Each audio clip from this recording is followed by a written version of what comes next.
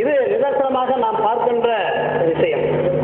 எனவே இந்த ஒற்றுமைக்கு என்ன வழி என்று பார்த்தால் சரியான வாசிப்பும் சமூக அணுகுமுறையும் இல்லை என்பதுதான் அடிப்படை. எனக்கு தெரிய நான் மாணவராக இருக்கிற காலத்திலிருந்து ஐயா தேவகோட்டை சுப்பிரமணியன் இயங்கிக் கொண்டிருக்கிறார், இன்றும் இயங்கிக் கொண்டிருக்கிறார். நாங்கள்லாம் செவிவழியாகவும் இந்த மாதிரி கூட்டங்கள்லையும் தான் அவங்க கேள்விப்பட்டிருக்கிறோம். ஏன் இந்த சமூகம் முன்னேறல அப்படிங்கிறத எங்களுக்கு ஆச்சரியமாக இருக்கிறது. இது முன்னேற்றத்திற்கு காரணம் என்பது என்ன, நமக்குள்ளே பிரிவினை இல்லை. நண்பர் முருகவேல்ராஜ் ஒரு 5-6 ஆண்டுகளுக்கு முன்னாடி ஒரு அரங்கத்தில் ஒரு கூட்டம் ஏற்பாடு பண்ணியிருந்தார். அந்த அரங்கத்தில் போய் SC/ST ஊழியர் அமைப்பு சார்பாக நடந்தது.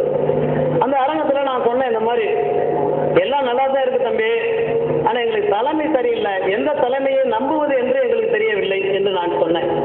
அவருக்கு பயங்கரமான கோபம் வந்து, இந்த தலைமை நம்பும்படியான தலைமை ஒன்று உருவாகவில்லை, இது ஒரு மிகப்பெரிய குறையாக இருக்கிறது. ஐயா ஜட்ஜி அவர்கள் சொன்னார்கள், கிருஷ்ணசாமியை நம்பி அவங்க எல்லாம் மாஸ் லீடர், அதுல ஒன்றும் சந்தேகமே இல்லை. கீழா வந்தாருன்னா நிச்சயமா 1000 பேர் நம்ம இளைஞர்கள் போய் நிற்பதற்கு தயாராக இருக்கிறார்கள். அண்ணன் ஜான் வந்தாருன்னா 10,000 பேர் போய் நிற்கிறதுக்கு தயாரா இருக்கிறார். பசுபதி அண்ணா வந்தாருன்னா ஒரு 1000 பேர் 2000 பேர் போய் நிற்கிறதுக்கு தயாராகிறான். ஆனால் சமூகம் திரும்பி பார்க்க மறுக்கிறது. பிற சமூகத்தினர் ஏன் திரும்பி பார்க்க மறுக்கிறார்கள்? ஐயா ஜட்ஜி சொன்னது மாதிரி அரசியல்வாதி உன்னை தேடி வரணும், நீயே அவனை தொங்கிக்கிட்டு இருக்கிற.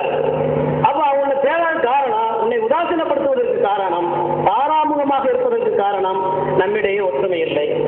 இந்த ஒற்றுமை எப்படி சாத்தியப்படும் என்பது ஐயா ஜட்ஜு மாதிரி பெரியவங்க கூப்பிட்டு சின்னாளிகளை கூப்பிட்டு, தம்பி நீ வா, நான் சொல்றது கேளுன்னு சொன்னாதான்.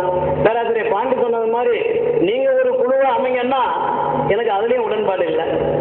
ஐயா ஜட்ஜு ஐயா ஒரு குழு ஆரம்பிக்கிறாருன்னு வச்சுக்கிடுவான், அடுத்து ஐயா தேவகோட்டை சுப்பிரமணியன் ஒரு குழு ஆரம்பிக்கிறாருன்னு வச்சுக்கான். இந்த குழுக்களாக நிரம்பிதான் இந்த சமூகம் சேர்ந்திருக்கிறது.